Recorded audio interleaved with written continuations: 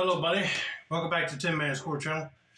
I'm your host, Jeffrey Tin Man Taylor, and today I'm reacting to my third and final Mr. Nightmare video for you guys. So this was titled 7 Disturbing Cases of Strangers Living in the Walls. And by that title, it already sounds creepy because it makes you wonder, how do people get in your walls and hide there without any people realizing that they're there?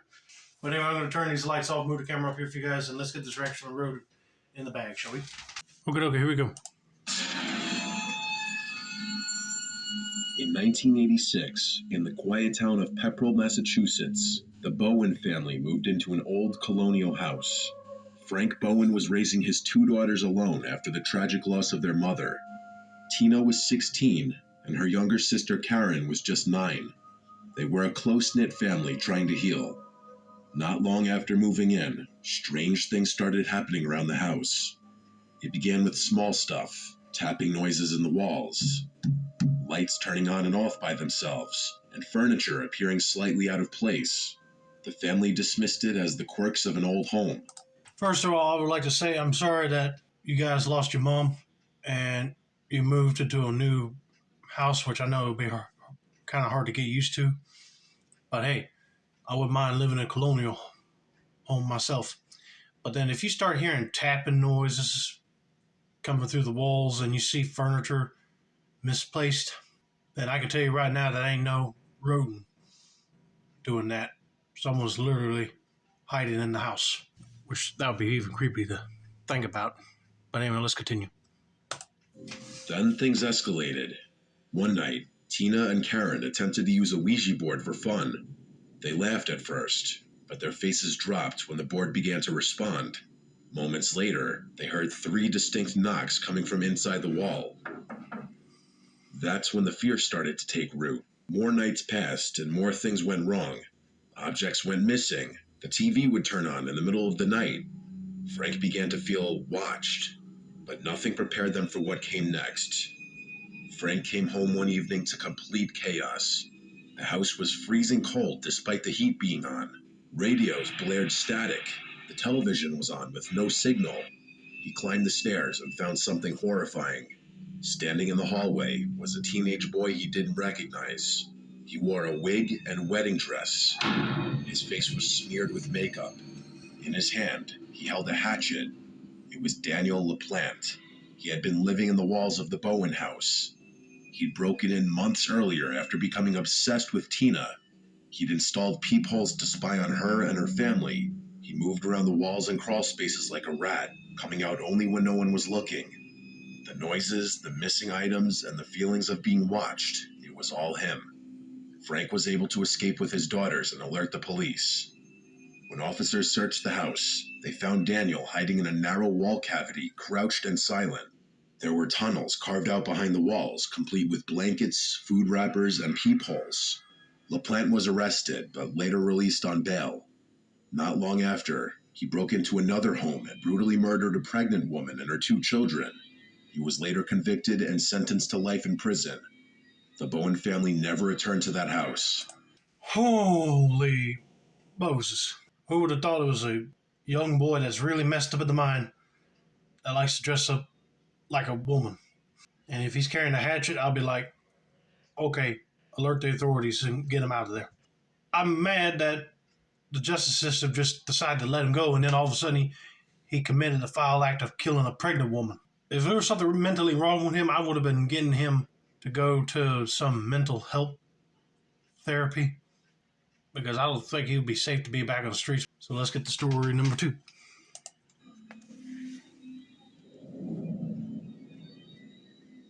Ohio State in 2013.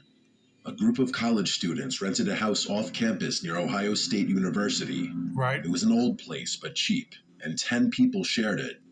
Like most college rentals, it had quirks: bad wiring, flickering lights, and strange noises.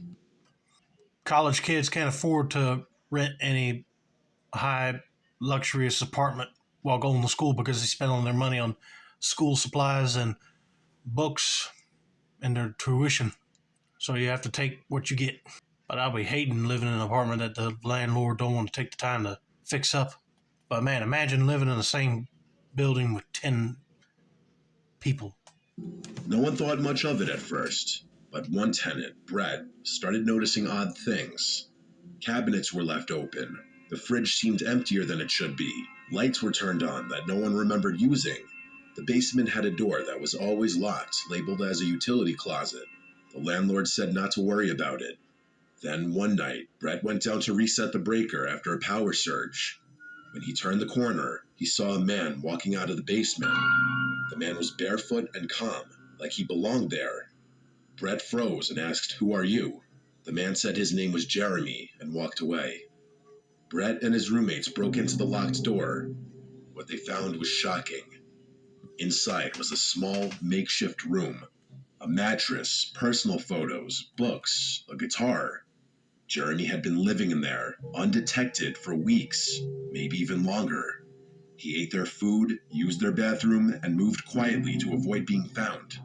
Turns out, Jeremy had a copy of the house key from a previous tenant and had never officially left. He just started living in the basement after everyone thought he was gone. Okay. At this point, I'll be calling the landlord and be like, "Do you know that there's another guy staying in this house with us and he has a copy of the key?" Oh, I know the landlord will be furious that his past tenants that was staying there forgot to hand over the spare key as well. Maybe this guy is homeless and figured he could hide out there until he get things straightened out, but that'd be creepy to find out while staying there. The police were called, but Jeremy didn't resist. He packed up and left. No charges were filed, but the roommates were deeply shaken. After that, no one felt safe in the house again. Not long after Jeremy left, another group of students moved into that same house. They'd heard stories, but assumed it was just an urban legend. Soon enough, they started to experience the same things. Missing food, footsteps at night, doors left open. Eventually, one of the roommates ventured into the basement to investigate. What he found was disturbing. Someone else had moved in, again. Another man, older this time, had quietly taken up residence in the dark corners of the basement. His name was Jared. Like Jeremy, he'd gotten a copy of the key and slipped in without being noticed. He wasn't hostile. In fact, he apologized and offered to leave. But the idea that he had been there, sleeping beneath them, listening and watching, it left the house in a state of paranoia. The house was never the same. The students started locking every door, adding cameras, and avoiding the basement altogether. They later learned that there was a term for this: frogging, when someone secretly lives in another person's home without them knowing. But for them, it wasn't a story or a concept. It was real. It changed the rest of their living experience in the house. I'm glad the students are taking action and making sure every door is locked, but I would have been asking the landlord, would it be all right to change the locks?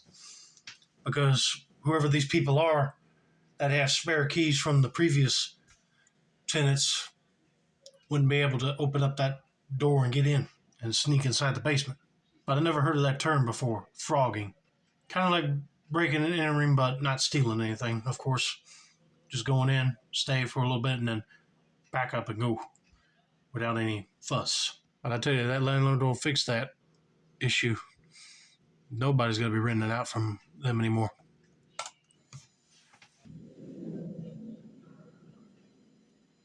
This story was sent to me by a girl named Ashley. She lives alone in a small one-bedroom house outside Spokane, Washington.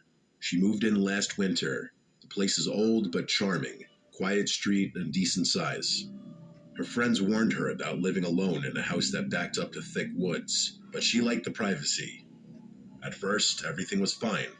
She settled in, decorated, and worked from home as a freelance graphic designer. Weeks went by without incident, until mid-February. It started small and unnoticeable, the kind of things you'd shrug off. A spoon in the sink when she swore she had cleaned it. Her shampoo bottle moved slightly, lights flickering once or twice. She thought maybe she was just tired, maybe she was slipping. Then she started hearing things. At night, while watching TV in bed, she'd hear soft tapping in the walls. It wasn't mice. It was slow and rhythmic, almost like knuckles. Yeah, first of all, I'll be listening to what the friends have to say, because if you're moving into a house by yourself next to a bunch of woods, you never know who will be sneaking up onto your property and try to sneak in and hide, which I guess is the problem right here. But it was kind of cool that you get to work from home. But I tell you one thing, I'll be making sure I have a lot of firewood, a generator, and some warm clothes if I was living in the Arctic area like she is. At first, she assumed it was old pipes or maybe the wood settling, but the tapping would happen after midnight, sometimes right after she turned off the TV, like it was waiting. A few nights later, she heard something new, scraping, coming from the air vent near the ceiling in her bedroom. It only lasted a second, and then silence. She stood on a chair and shined her phone flashlight into the vents, but saw nothing, just darkness. She didn't think much of it until one day, about 3 weeks after the noises started, when she woke up and found her back door wide open. No signs of forced entry or anything missing. The door was just wide open, like someone had left in a hurry, or entered quietly. She called the police, and they looked around and said the lock may have malfunctioned. They advised her to get a new one. She replaced all the locks that day, but something still felt wrong. That night, as she was lying in bed, she heard the scraping again, then footsteps. Not in the livable space of her house, but above her, in the crawl space between the ceiling and the roof. It stopped as soon as she grabbed her phone. She didn't sleep that night, and the next morning, she climbed into the attic through the hallway panel. It was mostly insulation, dead bugs, and old boards. But in one far corner, she found something that didn't belong. A plastic water bottle, an empty granola wrapper, and the unmistakable shape of a rolled-up sleeping bag. Someone had been living up there. She bolted, called the police, and refused to go back in. This time, the officers did a full sweep, and they found him. The man was hiding inside the wall cavity behind her bedroom closet. He had built himself a narrow tunnel, accessed through a loose panel behind the furnace in the laundry room. There was a small camp light, bags of food, and a pile of clothes. They said it looked like he'd been there for weeks, at least a month. He had cut a small peephole through the drywall, covered by a vent grate. From there, he had a perfect view of her bed. He watched her sleep every night. They arrested him, but he had no ID and no explanation. Just some random drifter, likely homeless. But they think he had been watching her even before she moved in. There were scuff marks in the crawl space, like he'd been using it long before she noticed anything wrong. Ashley moved out that same week. The landlord tried to patch up the walls and make the place feel new again, but apparently no one wanted to rent it. The idea that someone could live just inches away from you in the walls, in the dark, is enough to make anyone's skin crawl. Ashley says according to the neighbors, a young couple moved into the house a few months later, and they quickly moved out within under a month. They never got an explanation why. As far as she knows, the house sits vacant today. Oh man, that's terrible. Just think that there's a guy that made a series of tunnels in your house through the walls and was able to get through them in the access of a dryer vent in the laundry room. I'd be creeped out of my mind too. And just imagine that he's just staring at you. I'd be like, yep, he's a stalker. But I was glad that they were able to get him out of the house and arrest him. But I'm sorry that she felt bad that she had to move. And I figured that stigma was going to affect that house because nobody don't want to live in a property that they found out was known for people just hiding there. Which I bet you that's what happened with this couple that lived there. And then they packed up and left because somebody else decided to do the same thing. Or that guy got out of jail and did it again. Who knows? But that landlord's going to be mad that he can't rent that property out no more. At this point, you might as well just sell it. The case of Theodore Coneys in Denver, Colorado, 1941. Philip Peters was a 73-year-old retired railroad auditor who lived alone while his wife recovered in the hospital.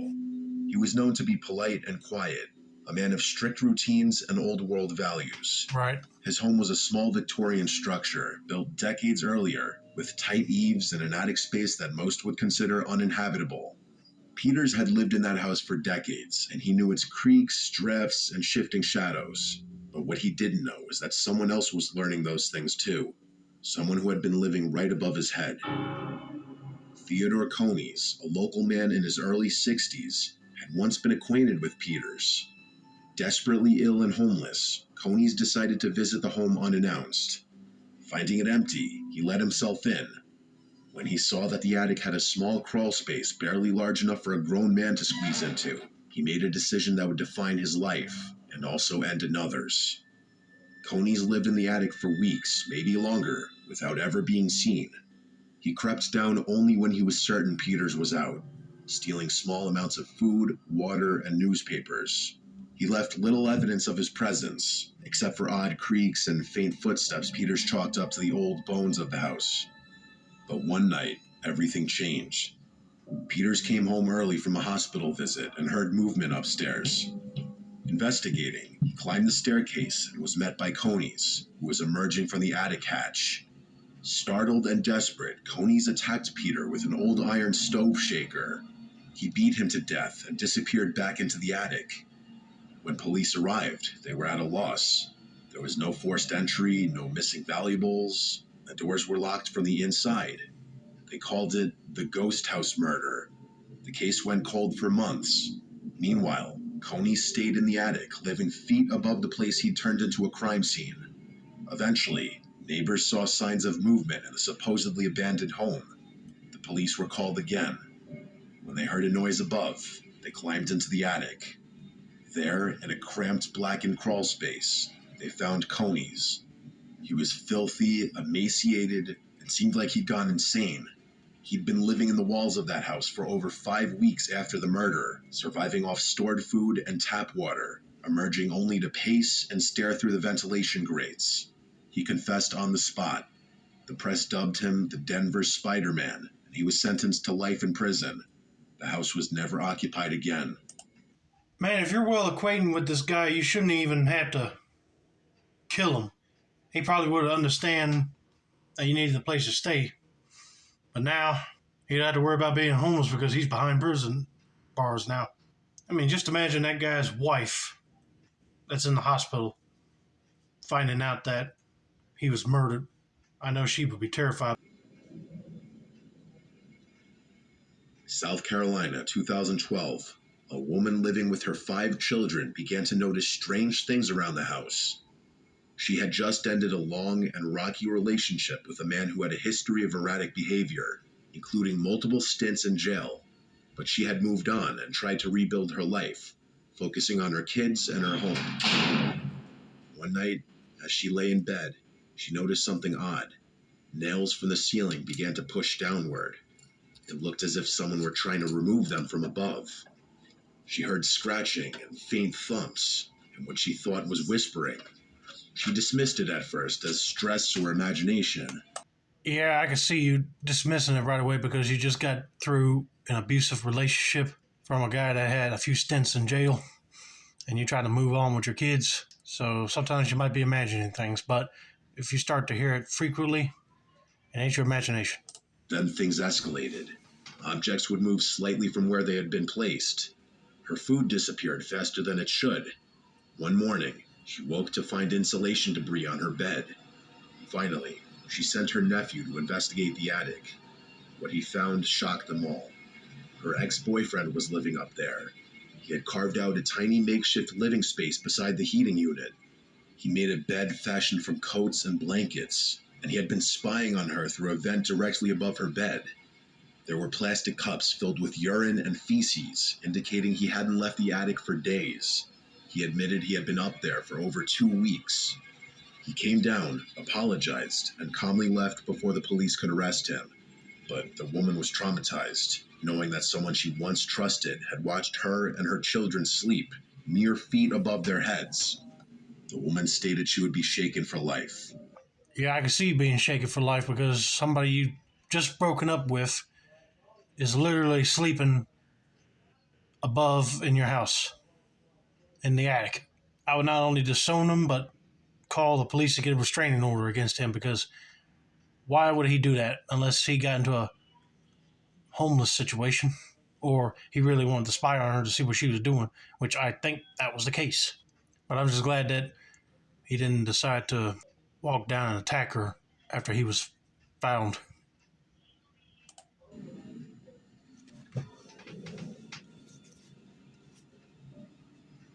In February of 2020, a man in Oklahoma City started to notice some small things around his home were out of place, like a cereal box was half empty when it should have been full, the back door was unlocked one morning, the thermostat was changed in the night. His first thought was a memory lapse, then maybe an animal or even a prank by a neighbor. But the disturbances continued, always subtle, but just enough to be unsettling. One day, he finally decided to investigate the attic. He expected to find a dead raccoon or maybe some birds. Instead, as he poked his head through the hatch, his flashlight landed on something horrifying: a mattress, a pile of clothing, and a man fast asleep. The intruder was in his 30s and looked unkempt and exhausted. The homeowner backed away and called the police, holding the man at gunpoint until they arrived. Investigators later learned the intruder had climbed an exterior staircase and entered through an unused rear attic door. He had lived in the home for nearly a week without being noticed. He survived on pantry food, snuck into the bathroom while the homeowner was out, and returned to his hiding spot like a ghost each time. He had no connection to the homeowner and offered no clear motive beyond desperation. He was arrested and charged with unlawful entry. The homeowner, though unharmed, said the experience forever changed how he viewed his own house. He couldn't sleep in peace, knowing how close someone had been to him, completely undetected. Yep, that will change a person's perspective of their home in an instant. But it will make you aware to check every door window to make sure they're locked. And when you go up in the attic, make sure there ain't no hidden crawl space for somebody to crawl right through into your house. But I'm glad that he was able to find him and get him arrested before he continued on scaring the crap out of him by taking more of his food and hiding a little bit longer there. But man, that'll be startling to find, that's for sure. Lisa Leichhardt lives alone in a small 1950s house just outside Portland, Oregon. She bought the home earlier this year after a breakup, eager to start fresh. It wasn't perfect. It creaked in the wind and the pipes groaned sometimes, but it was quiet and cozy. And it was just enough space for her and her dog. At first, she loved the solitude, but about 2 months in, something started to feel off. It began at night when she was in bed. She would hear very soft sounds, like breathing. Very muffled and low breathing, like someone with a heavy chest cold exhaling slowly through their nose. And the thing was, it always seemed to come from the same spot, the wall directly beside her bed. She even moved her nightstand to see if maybe it was a vent or something. There was nothing, just an old blank wall with faded paint and a strange little square panel about a foot wide, bolted shut near the baseboard. It didn't seem important, maybe an old utility hatch, but the breathing kept happening. And then came the other sounds. Late at night, usually between 2 and 4 a.m., she would hear quiet tapping, like fingers tapping on wood. One night, she was lying still, staring at the ceiling, when she heard a whisper. She couldn't make out the words, but it came from inside the wall. That was the first time she left the house in the middle of the night to stay at a friend's place. She told her friend about the noises, and her friend joked that it sounded like her house was haunted, but Lisa didn't think it was a ghost. It sounded too real. She started sleeping on the couch, and even then, some nights she thought she'd heard something faint, like someone crawling through insulation. After about a week of avoiding her bedroom, she finally decided she had to confront it. She took a crowbar to the small square panel on the wall. It came off easier than expected. As it turned out, the screws weren't even holding it in place, so it could have been removed with her bare hands. Behind it was a dark cavity. She turned on her phone flashlight and aimed it into the space. At first, she saw insulation and old wood. Then she noticed that the space actually opened up further. It wasn't just a hollow wall. It was a crawl space, roughly 3 feet wide, stretching back into darkness. Yeah, if I kept hearing noises in the house, I would be doing the same thing and be like, I'm getting tired of this. And plus, when you open up the hatch and you see a crawl space, that's a perfect place for anybody that's homeless to sleep in without being detected. But make sure you're ready to confront them if they decide to lunge at you, or they might be a little crazy. She leaned closer. That's when she saw a man sitting in the far corner of the space. His knees were to his chest, and he was filthy, pale, and his eyes wide and locked on hers. He didn't move or speak. All he did was stare back at her like he had been waiting for her. She screamed, dropped her phone, and ran. The man didn't come out, but when the police arrived, they searched the crawlspace area, and he was gone. Inside, they found evidence he'd been living there for weeks. A sleeping bag, plastic bottles filled with urine, food wrappers, and drawings, hundreds of them, scrawled onto the wood and insulation with pencil and charcoal. Most of them were of a woman, likely Lisa. The man had accessed the crawlspace through a forgotten storage hatch in the basement utility closet. It led up behind the walls of her bedroom, directly to the spot where the breathing had come from. He'd likely been watching her, listening to her sleep. The police never caught him. They said he might have been homeless, or maybe something worse. Someone who had picked her at random, someone who knew to stay hidden. Lisa moved out immediately. She's still in therapy, and she hasn't lived alone ever since this incident. Sorry that lady had to go through therapy. I don't blame her, because it would be a nightmare just to stay in that house again, knowing that somebody was able to sneak up into that house, so he might have done it again if the cops didn't find him. But he was probably homeless and looking for a place to stay, or he might have been high on some sort of drugs. You never know. But anyway, I hope you guys enjoyed this video. Don't forget to like, subscribe, turn on post notifications for more Mr. Nightmare content like this. This has been another successful installment of the Tin Man's Court channel. I'm your host, Jeffrey Tin Man Taylor, and I said that's a wrap. Have a nice day, y'all.